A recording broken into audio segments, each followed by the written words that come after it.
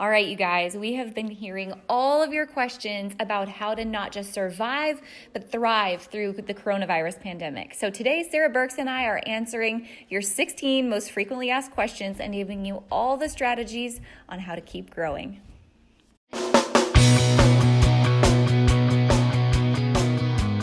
Let's talk about your business strategy and the juicy details of what actually works, from mainstream fashion to fashion on Main Street and the entire ecosystem behind it. How do we scale your company and do it with the balance and the happiness that we all seek? Let's hear from those insiders, experts, and strategists that actually make it happen. I'm your host, Ashley Alderson from the Boutique Hub, and I can't wait to chat.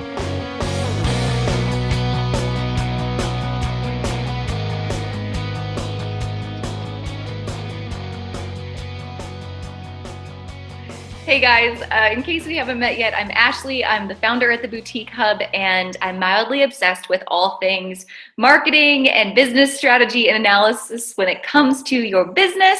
So today I'm super excited to have this conversation with my girl, Sara. In case you haven't met Sara yet, Sara Burks is the Partnerships and Education Director at the Boutique Hub and is a former boutique owner herself and an all-around boss, right, Sara? Absolutely. Hey guys, it's my pleasure to come to you guys today and talk about some strategies and tips and tricks in this industry and, being alive in the industry today and surviving through all this craziness. And so Ashley, thanks for inviting me. Yes. So you and I've been doing a lot of coaching, I would say, and information sharing through this entire COVID-19 pandemic. And we teach on a regular basis through Retail Bootcamp, but also to all of our members and the industry through the Boutique Hub. So we wanted to come together today to share 16 frequently asked questions that are really strategies and tips that should help you not just survive the pandemic that we're in, but really to thrive the pandemic that we're in. Absolutely, right? We all know that there's never going to be another day that's lived like, say, March 1st of 2020. Those days are behind us. So we are being asked by thousands of boutique owners, what are we doing today and how are we going to come out of this okay in the weeks to come? And, we put together some really awesome tips for you. And these are all based off of your frequently asked questions, things that are really pressing to you. And, what we have discovered from other experts in the industry as well. So I'm excited to share all these with you. Yes. All right. So let's start with this. This seems like question number one that we always get. Is this the end of my retail business? Oh, man. Can I just say, well, that depends on if your retail business was a good one to begin with or not, right? Like, it's okay for your business to take a complete turn right now. I think a lot of boutiques are realizing that they weren't really on top of their game before. And that's okay. Every once in a while, we all need this big eye-opening experience or kind of that slap in the face a little bit to say, hey, get your ducks in a row here and, make sure you're building a business, not a hobby. So to answer that, some people aren't going to come out on the other side of this. And the ones that do are probably going to come out even bigger and stronger than they did going into it. Yeah, I feel like it all comes down to mindset. We all have a choice every single day to say, am I going to be the victim in all of this, right? Is this happening to me? Or is this an opportunity that's happening for me? And am I going to adapt as humans do better than any species on the planet and not only survive this, but thrive this? So I do think it's a choice, and it's then figuring out how to dig down and do the hard thing that you really knew you should have been doing all along, but now you're forced to do in order to grow your business. I think about, Sara, we talk a lot to brick and mortar retailers and online retailers, and it seems like brick and mortars are always saying, oh, I know I should go online. I know I should be doing e-commerce, or I know I should be doing live sales, but I haven't figured it out yet. Well, now's your time to figure it out. That's how you're going to make it through this entire thing. And online boutiques, we hear from you, I just don't know my numbers, or I'm overstocked with inventory, or I don't know how to get more traffic to my website. This is your opportunity. This is the off season where you're going to figure it out so you can come out of this stronger than when you came into it. Yeah, I love that analogy that this is your off season. And, as a quick little tester, if you ever caught yourself saying this before, when I have more time, I'm going to whatever, fill in the blank. Well, here you go. Here's some time. I'll figure it out. And it doesn't have to be 40 things, 20 things. Heck, it doesn't even have to be 5. It just has to be one thing that you are going to tackle, You're going to implement it. You're going to do it well. You're going to measure it. And when this is over, it's not going to be new anymore. You're going to feel comfortable in that process, right? You're going to be implementing a system or an operations that is going to work for you going forward. And some things you're going to try and like, nope, that's not for me. But nonetheless, to look at this, like you said, as an opportunity, that's what's going to make people, or allow people to thrive in this. Yes. And every retail business today has the opportunity for multiple revenue streams, right? You can have your online revenue stream, you have your brick and mortar revenue stream, you have a revenue stream from live selling or comment selling, from setting up vendor events, right? There's all these different ways and then your brick and mortar, I guess that's 5. So there's all these ways to build revenue. But before all this, everyone was so stuck in the rut of, well, this is how my business operates. And this is what I'm going to work on, and I don't have time to learn anything else. Well, now is your time to build out those 5 different revenue streams. Absolutely. Take advantage of it. Yes. All right. Question number 2 is, and man, we see this a lot too, and I think this comes back to guilt, but it's, should I still be selling during this time? There's people struggling. Should I be selling? Well, and I just answered this question for somebody earlier today, and I said, well, do you still have customers? And they said, well, yeah. And I said, well, does that customer have a need? Like, well, yeah. And I said, can you solve their problem? And she said, well, yeah. And I said, well, then do it. Get out there. If you take the role of, I feel like maybe I shouldn't be doing this, guess what? Somebody else is. And they're going to go get your customer and coddle them and nurture them and support them at this time. So when the green light goes, your customer is going to have forgotten about you, or else you're just not as relevant in their life anymore. Oh man, I could not echo that more. I feel like right now you have the most captive audience that you've ever had, ever. Everyone's stuck at home, right? And there's so many people, there's so many moms out there, especially, that are trying to homeschool and balance all these things, and they need an escape. And they still have a need, and they can't get out and fill that need. So they're going to come to you. They're going to come to the person that relates to them most during this time. It is not ever going to go back to how it once was. There's only going to be a new normal going forward. And just like you said, wherever that is, right? Every consumer is going to go to what they're comfortable with the people they know, like, and trust. And those are the relationships they're building right now. So getting in front of your customers, being totally authentic, showing up on video, serving while you're selling, those have to be mainstays right now. Yeah. And I know we're going to get into this a little bit in the whole clienteling question that we get asked a lot.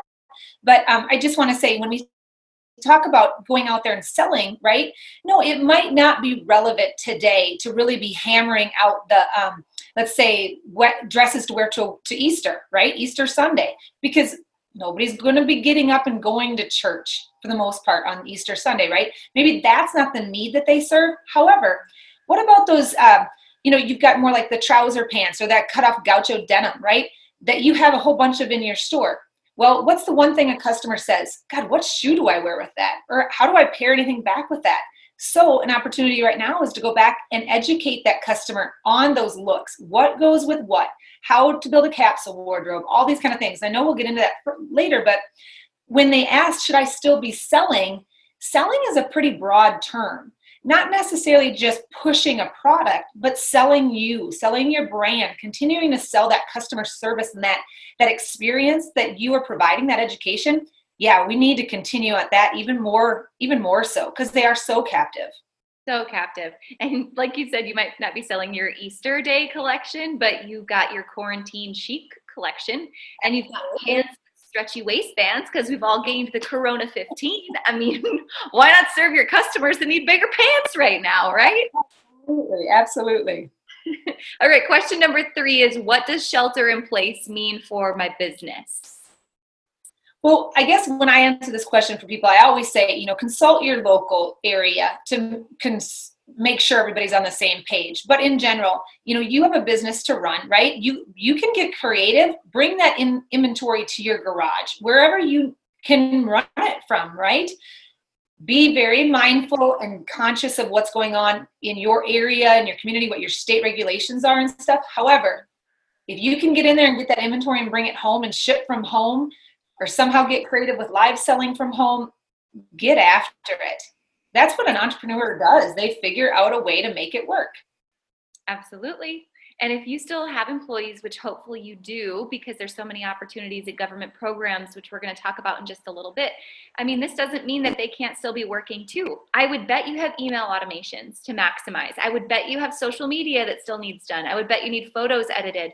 I would bet your branding could use a refresh. I would bet someone could be optimizing SEO on your website, right? There's so many things that your staff can still be doing, even if they're sheltered in place. So you may have to be the one that's shipping product right now, you, your husband, your kids, whoever you're going to enlist to help you, but you can figure it out. And honestly, there's so many boutiques right now that are thriving through this because they've been the entrepreneur that solves the puzzle, right? Entrepreneurs do that better than anybody else. They solve problems. So that's your chance.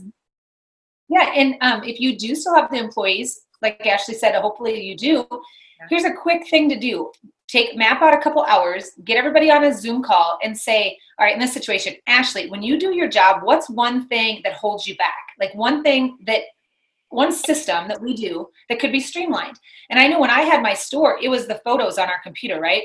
They were never where they thought they should be, never organized. We'd always lose things, right?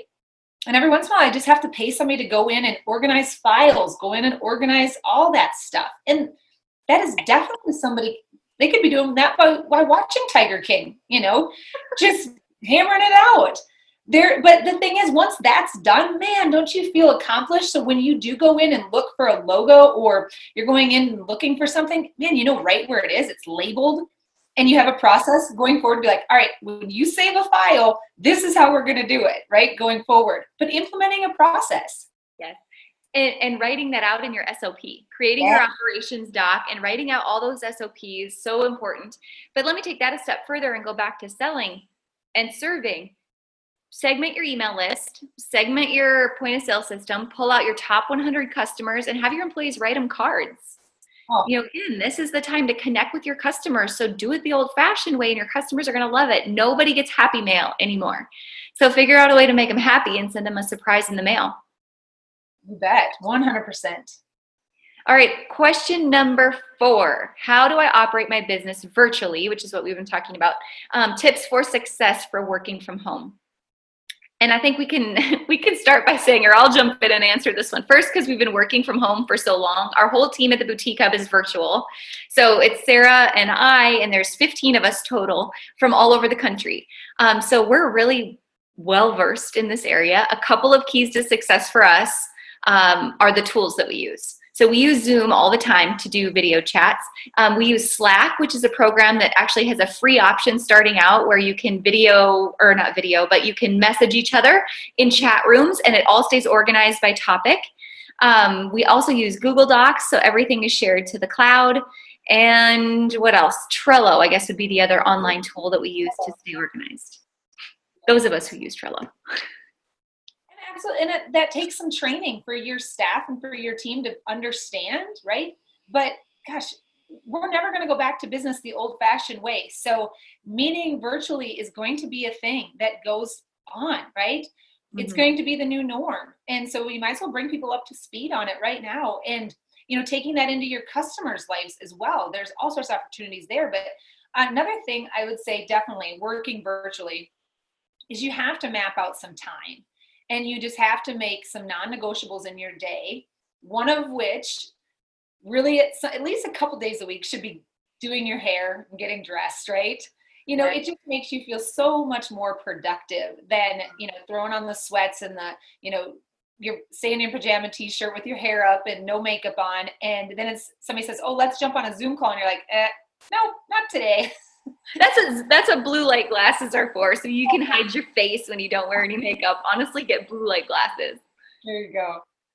But yeah, working virtually, I think we just are going to need to figure out how to do it. People are going to get comfortable with it. And one thing I love about, I will say my daughters, they're in high school, that generation's used to coming on camera kind of just as they are. They're all the time, of course, I give them a hard time about their Snapchat selfies, which is the forehead and up and the side, whatever, but they're just as is. I would say it's much more on my generation that feels they have to be all 100% put together all the time. Yeah. Being who you are is going to be a big thing, I think, going forward. When I said get dressed, I feel like that helps you stay productive. Mm-hmm. But it is just being comfortable with yourself, being out there, just doing it, getting after it, and however you can. Don't let the fact that you guys can't meet up in a space or can't actually sit together at a table halt your productivity. Yeah. Oh man. And keep a routine. As much as you can keep a routine. I know this is so new for everybody and everyone's just trying to figure it out. But one thing that brings me peace is when I feel like I have a routine. You can't go to the gym, so it's get up and work out with what you can do, or have breakfast with the kids. And then the kids start their school at a certain time, and I do all my work from certain time to certain time, and we all meet for lunch at a certain time. Like, we've got to find some type of routine in our day, and that gives us the freedom and the boundary to be more flexible. And make sure we're communicating that with whoever it is you're working with, so they understand what you're bringing to the table time-wise and vice versa. So that, like, Ashley and I, we might be working on kind of different schedules, but it'd be extremely rude of me to be bombarding her Slack channel while she's trying to keep her kids on task on homework, right? And then she's getting the ping, ping, ping, and she just is spread too wide, too thin. So, and that's one thing that's awesome about Slack is you can just shut off the notifications. You can go dark, kind of to say, and give yourself that time. Absolutely. All right. Question number 5. How can I best serve my customers at this time? What do they need? Oh man, we kind of talked about that a second ago, but I think, you've listened to your customers up to this point. Hopefully building these customers, you've built relationships with them. You understand their pain points, right? You understand some of their struggles. Is it what goes with what? How do I wear these type of things? What's the best fit for my body style? What colors should I be wearing? Any of these kind of questions that you've ever heard them ask, that's a way to really get in there and serve them right now.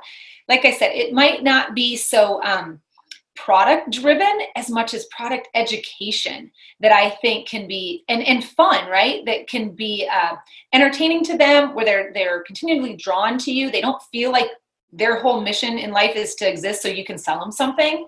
That's building that relationship together. And I just think that's super important to capitalize on that right now. Yeah, just being authentic. Recipes, workouts, whatever, but don't stop selling in the process. Don't stop showing products, because you can only sell what you show.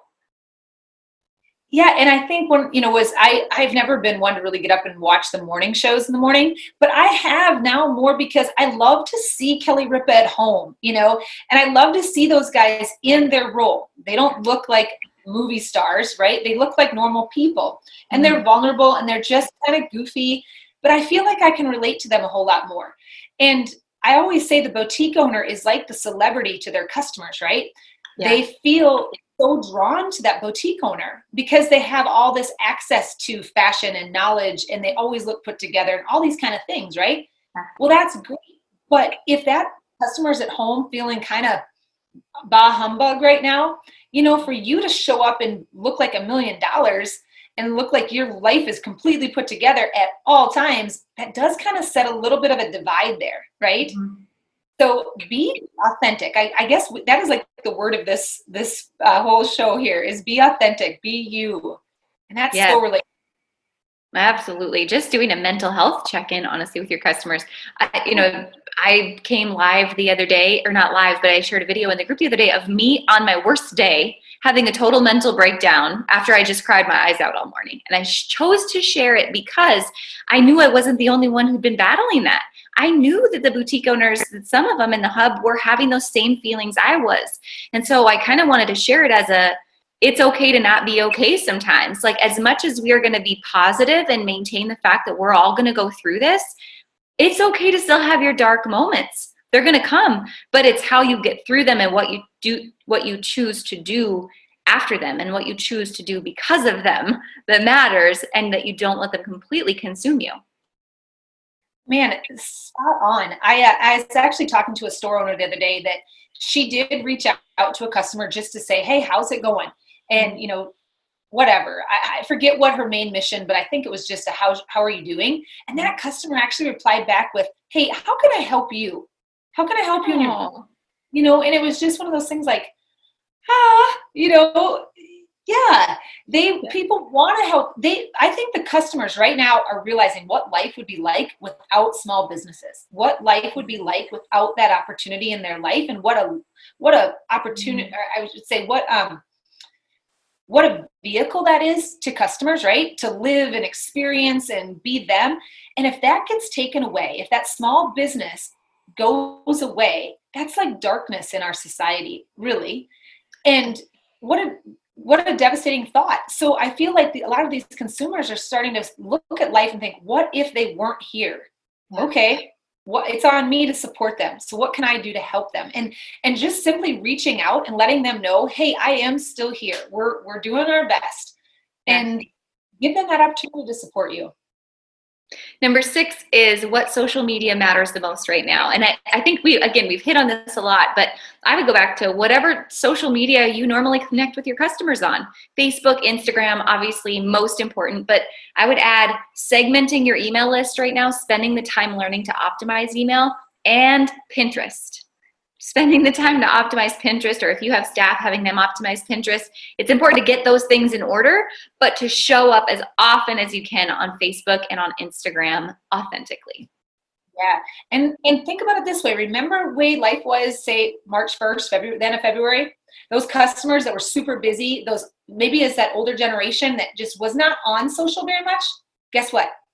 They're different now too, right? They're all of a sudden saying, hey, granddaughter, how exactly am I going to do an Instagram story? Or why am I watching this? And they're getting more involved because they're social beings. They want connection. So their avenue is through their phone, and they all have them. They just haven't had the time to sit down and learn it before. And now they have. And I'm seeing that generation really starting to get more active, commenting and liking things. And so, yeah, don't assume. I guess that would be our one thing. Don't ever assume that your customers are the same today as they were earlier this year. They're not. Their life has changed too. Just because you tried something a couple months ago, say like comment sold or comment selling, and it didn't work for you then, doesn't mean it won't work for you now, because our consumer has changed, her life's changed, her comfort level with technology has changed. So be willing to adapt and try new things again. Absolutely. Question number 7 is clienteling. How do I use that to thrive in this market? Man, and I know I jumped the gun on this one, but you guys think it over. Like I said, what are those things that your customer has had pain points with before? And how can you really reach out and educate them? I love the capsule wardrobe. I love a video on cleaning out your closet. I love a video on packing a suitcase, right? Like how do you get the most out of this opportunity? And you dabble in a little bit of that in and amongst like the product showing. And actually you're doing two things at the same time. When you show a capsule wardrobe, you're showing people what they need to build that wardrobe, but you're actually showing them your products. Or when you are packing that suitcase for a business trip, you're showing them the blazer, you're showing them the shoes, you're showing them that one pair of pants that's going to work the whole weekend, right? So that kind of stuff, that's all clienteling. It is just getting creative. And clienteling really by definition is printing out, well, who are your top customers? And you could do this a number of ways. Your top customers, or customers that haven't purchased with you in so long, or customers that like this brand, or customers that are in this size, and reaching out to them personally and basically being a personal shopper for them. Call them, text them, email them, but give them personal service, video chat with them, do a personal styling session, walk around your store and video it, or walk around your warehouse and video it. But those customers, when they feel like you personally serve them, they're going to show up and they're going to buy more, and they're going to stick with you for a longer period of time. And, one thing I look at and think, okay, who are the people that are kind of getting the shaft right now? Birthdays, weddings, those kind of people, you usually celebrate that big time when the world's open, right? Well, the world's shut down, but people are still having birthdays. They're still celebrating anniversaries, or at least they are in and amongst their house. And let's move on to question number, let's go to question number 8. Question number 8 is, how do I start with live videos, and what tools do I need? I'll jump in and answer that one. Getting started with live videos, super simple. All you need is a phone, a light ring. Actually, you could do a phone or an iPad. A light ring for good lighting, which you'd put up in front of you, and then a rack with some clothes on it. If you want to get fancy, you want to number them, that's the easiest way to go. If you have a stand where you could set a laptop to look at comments as they're coming in right in front of you, that's a perfect way to do it. All you need to do is stand in front of, again, that laptop and that great lighting so you can read comments, and you just show products one at a time. You talk about the product. How would you wear the product? How do you wash the product? How does the product fit? What would you wear it with? All the things. And your community can start to comment. Number one, sold. And if you don't have a tool like Comment Sold, which is a completely automated system that handles all the invoice management for you, you can start out just by doing it manually just to test the waters. So it could be sending them a PayPal invoice or sending them a Shopify invoice or a Square invoice, whatever system you use, and letting them purchase the item, and then you ship it as soon as that invoice is paid. It's as simple as that. And not all live sales have to be completely selling. Some of them could be just a Wind Down Wednesday, where we're just chatting, having a glass of wine, and I'm showing you my 3 picks of the week and how I would wear them or how they would fit in with a capsule wardrobe.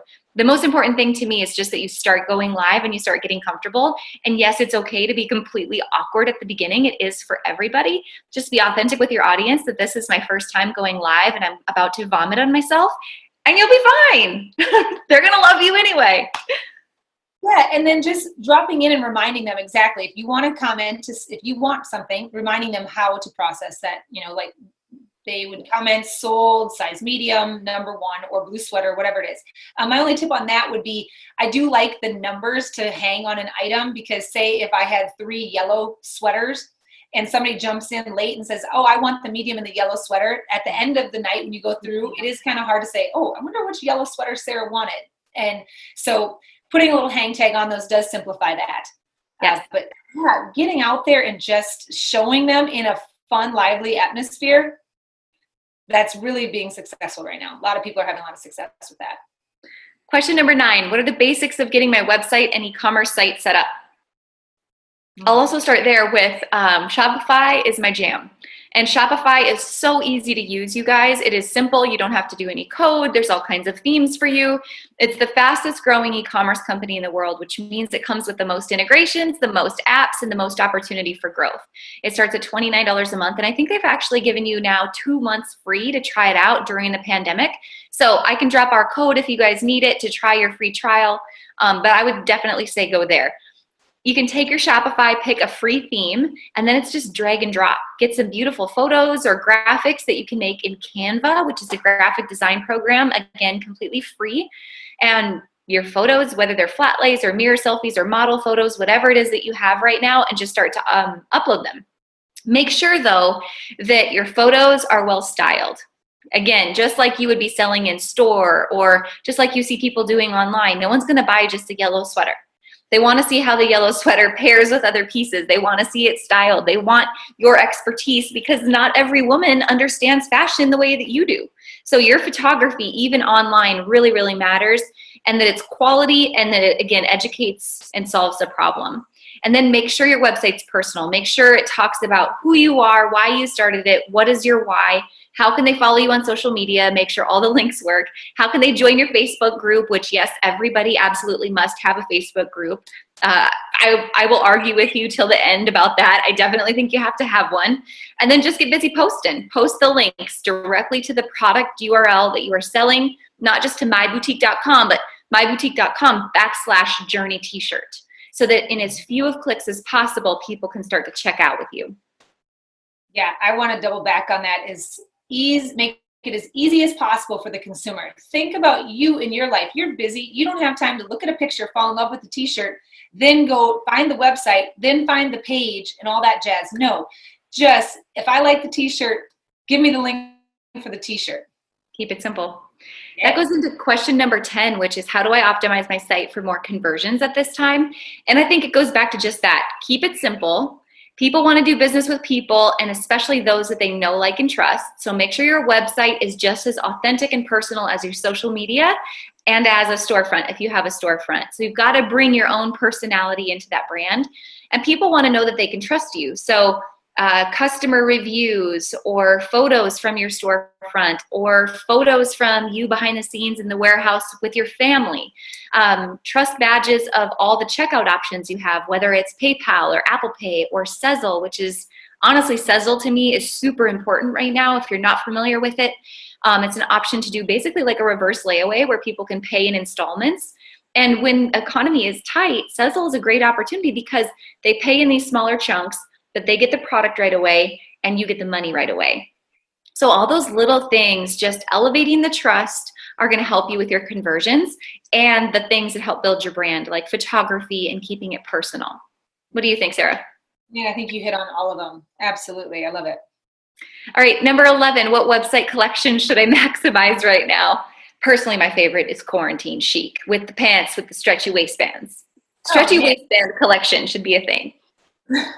Right? I mean, it's so important to think, what is your customer going through right now and what's on their mind? They're going to get up and they want to be comfortable. So give them comfort, leisure, loungewear, whatever, Corona chic, whatever you want to call it. But that has got to be a collection on your page. It really does. Yeah.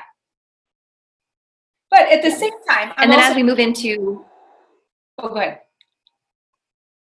Oh, and then as we move into May, also Mother's Day, May Day, graduations, all the things that are coming down the road, start to think a month and 2 months ahead and start to feature those collections right now.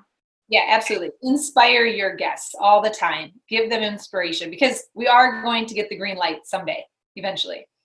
Number 12, what government programs will help me right now? I know you've dove into this a lot. Let's talk about what we know. First and foremost, I really encourage you to, if you have somebody at the bank that you know, get on the phone, get those applications in, get them on somebody's desk. They don't have to be perfect. In the priority order, I would say is the PPP or the CARES Act first. Definitely that is offered through your bank as long as they're an SBA lender. And then the EIDL loan, that would be second. Definitely get that taken care of. And for anybody that is listening that would need unemployment, that would be the third thing. But in that order, definitely the PPP. From what I understand, this is changing all the time, but from what I understand, the funds they're probably going to be run out on that. So you don't want to be the last one in line that doesn't even get an opportunity at it. Yeah, and really this goes back to what we all should have been thinking about before this crisis hit is who is on our team in our business. This to me is one of the number one reasons why we have a banking relationship. I know you guys, it is so easy to use PayPal and Shopify Capital, but those people are not purchasing at your store, right? Those people are not supporting you in your business in your local community, and those people are not going to have your back in the middle of a crisis, but your local bank will. And your local bank can have competitive rates. You can have a line of credit, which Sara, I know you talk about this all the time, that's going to help get you money when you need it throughout your business journey, but will support you in a time of crisis right now. And we're seeing so many people that come to us saying, well, I don't have a bank, right? But you've got to have a bank. So make sure you're establishing a banking relationship right now. Yeah, and all those things you might have done leading up to this point, you might not have really even realized the importance of that relationship until you need it, right? That's like why we have insurance. You don't even know, you're thinking, why do I even have this until you need it? And this is one of those times that relationships, for those of you that have a good relationship with your accountant, your bookkeeper, your banker, you are, to say, laughing all the way to the bank right now. That's you. The people that are thinking, oh, I'll just run everything on credit cards and I'll transfer balances and I'll take out this loan into that loan from wherever, and all of a sudden you're in a bind and you don't really know who to call or anybody to help you get these numbers organized. So highly recommend you having, I always call it part of your team. It's a non-negotiable part of your team to have your banker, your accountant, bookkeeper. I even add an attorney, your insurance agent. Those are key players in a business, and there's no getting around it. I mean, you can't do it all on your own and grow into a huge business, right? You show me a super large, impressive, successful business that does it 100% with one person. Yeah. If you are still having questions about the EIDL loan, the PPP, which is through the CARES Act, or any of the SBA loan forgiveness that's happening right now, or the opportunity you have to withdraw on your retirement at no penalty, which is also happening right now. We have a complete blog post on this on theboutiquehub.com. But also, if you're a member of the Boutique Hub, we just did a huge training on this. We had 2 experts from Principal Financial join us. And we've got that inside of our training library, inside of our Facebook group. So you can come and have all of your questions answered through that training as well. All right, question number 13. How can I cut costs in my business right now and stay lean? Well, the first thing a lot of people want to do is just cut off their employees, right? And just let them go because they're, oh, I don't want to pay payroll. Well, my thing on that is all of a sudden you've cut your productivity completely off. You've cut all avenues for tackling other projects. You've cut that off, right? So like Ashley and I were talking before, all these things that your business is going to come out of this, and you have got to be able to roll with it. As soon as I keep saying the green light, but as soon as we get it, I mean, for those of you that watched the news yesterday and saw when they got the green light over in China, people couldn't hold the people back from the trains and the buses, all these kind of things. And then the businesses, people went nuts. Well, it's going to happen here too. So therefore, what do you want to be? The business that is standing there with no employees, no strategy in place, and all of a sudden all these customers that want to come to you, but you're not ready because you got so lean, you pretty much cut your lifeline off. You don't want that to happen, right? So that's why the government has put together things like the CARES Act and all these things. However, this is an excellent time for you to go through and fine tune some of these extra expenses that maybe you weren't utilizing, right? We all have apps, we all have things that we've bought and we just aren't using, right? They're not fitting into our business right now. And that's fine. Go through and clean those kind of things up. But something else that I think is big is your credit card processor. Who is it? And are you getting the best rate? How about looking at any of your other utilities and some of these other monthly expenses that you have? Taking a good look at that expense report and thinking, all right, holy smokes, look at that number. Is that right? Does that look right? Do I think I could renegotiate that a little bit? And just pinpointing some of those things to get leaner, definitely take an opportunity there. And to be very honest, one practice I would ask you to do or challenge you to do is have somebody else do that. Have a whole new set of eyes do that, because they're not emotionally attached to those numbers at all, right? But they can look at it from a different side and be like, from a business side, man, does that number really reflect off of the sales that you're generating? Maybe you're putting out a little bit too much in this area or that area. Yeah. And really on a normal day, this is something that inside of Retail Bootcamp, you and I talk about all the time. Like, what percentages of my expenses should be going to these key categories like payroll and rent and marketing and operating and paying myself, right? Which a lot of people somehow forget to do. But it's possible when you get lean in these other areas. But in order to do that, you have to know the difference between what is an expense and what's an investment. Investments pay you back, right? A lot of times that's your employees, their investments, they pay you back, right? You're the owner, so you do the $100 an hour jobs, and your employees, they do the $10 an hour jobs. That's the only way to scale, is because you only have 24 hours in a day. There's only so much you can do. You should not be the one hanging, tagging, steaming, unpacking boxes, following up with vendors, all these things. As we get back to normal and we don't have to social distance, our employees can help do that so that you can spend your time where you are most valuable and where you get the biggest return on your investment. And your expense categories, they're all the same way. There's some things, I would say, like the hub that you subscribe to that are going to help get you through this time. Those are investments, right? Or there's some Shopify apps that you honestly cannot go without. Those are investments. Comment sold or Shopify period. Those are investments. Those are not expenses. So go through, again, thinking through what actually makes me money because I have this expense. Absolutely. And I would just add in there on your inventory that before you all of a sudden think, okay, at this point, I just have to show my customers something new. Making that assumption that all of your customers have seen all of your inventory numerous times, that's wrong. They haven't, so you've got gold sitting in your inventory. You just have to figure out a way to turn it into cash. Inventory does not get better.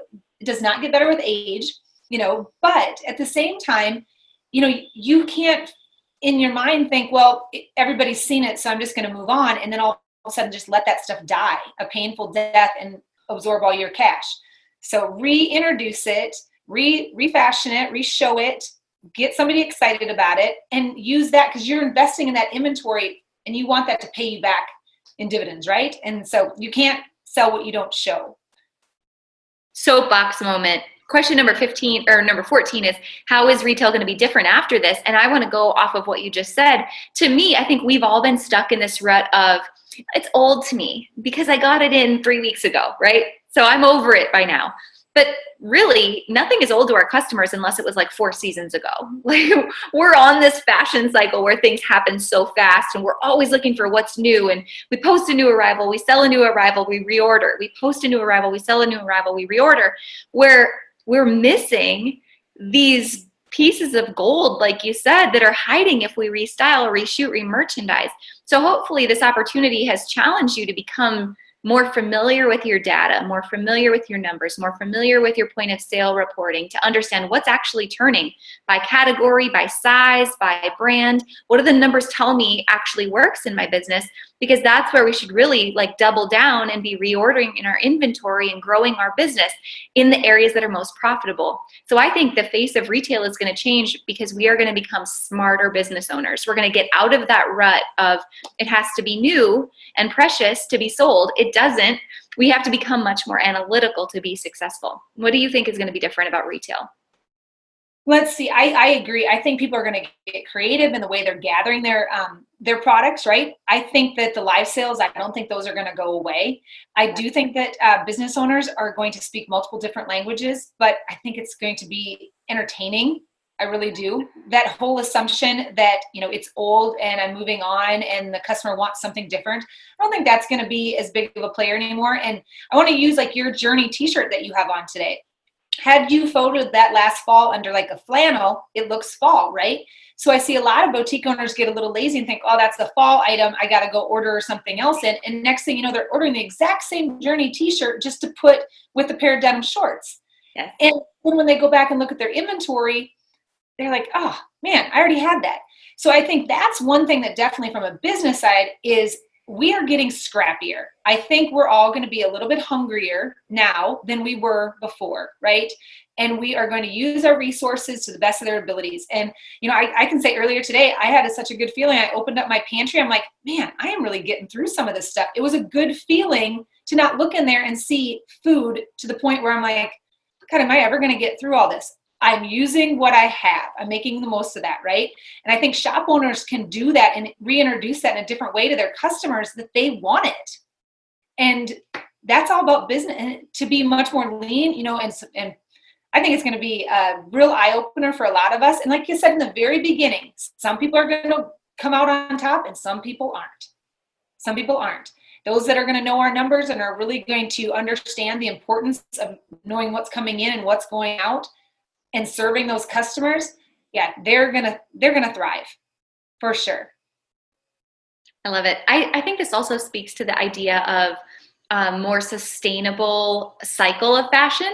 I think our whole world is going to move like much quicker. They're going to move toward this idea of using what you have and living within your means and not having all this excess and waste, right? I think that's going to trickle down every area of fashion and every area of our lifestyle. I think about your pantry comment. I think about my bathroom cupboards.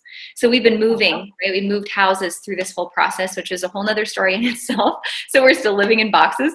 But as I organize my bathroom cabinets, I'm like, what is all this garbage? Like, where did this come from? Why do I have little hotel bottles of shampoo that I've been saving for 4 years? Like, I'm not going to buy anything new until I reuse all this garbage and don't waste it. So I think your customers are going to be in that frame of mind, but I think you as a business owner are going to start moving in that direction too. And I do think also, talking about that, I think that some of that fluff is going to be gone. So the competition, some of that underlying the people that wanted to buy something in at $10 and sell it at $12 because they're going to max you out on the price, they're not going to be around anymore because they just financially did not come through this whole thing. In the heart of hearts, I feel like there's definitely going to be a shift there, right? And people are they're going to be drawn to people that have really gotten out there and supported each other. And I think that loyalty is going to grow. Oh man, I'm so excited about that. Now more than ever, that loyalty is definitely on the rise. Agreed. All right. Last question is, what is the key to standing out right now? Gosh, being there. I mean, letting people know you care, right? This moment.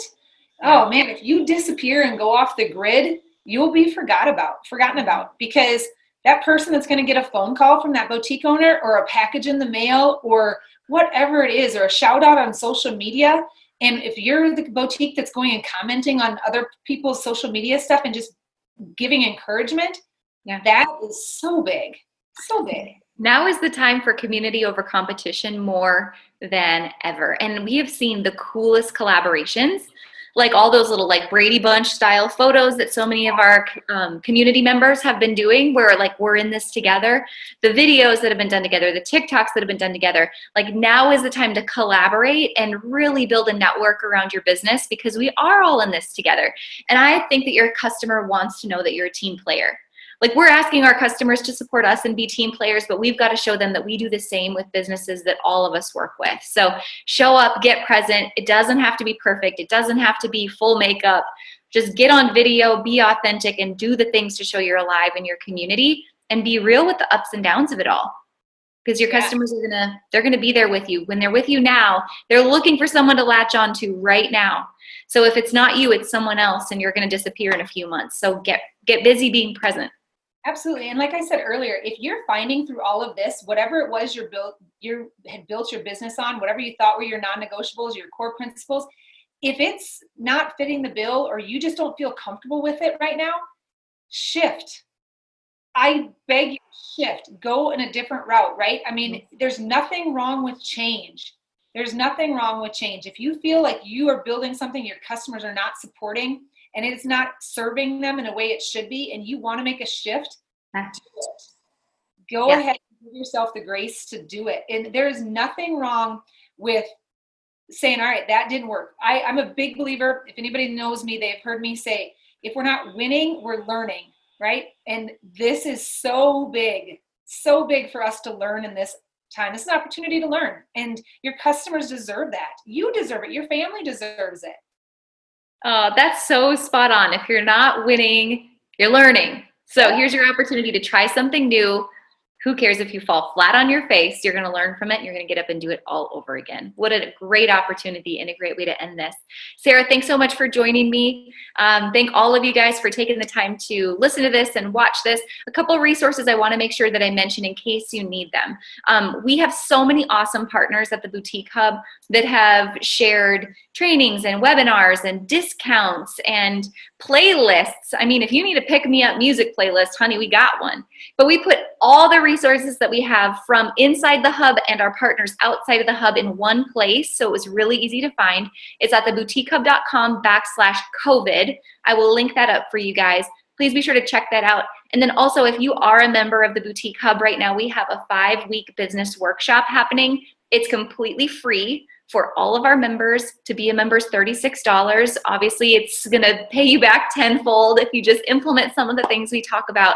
But we've brought in, so far, I don't know, it's 2 people a week. So we've got 10 different people that we're bringing in, experts on all areas of your online business. So we've talked about live selling and e-commerce and inventory management and knowing your numbers and conversion rates.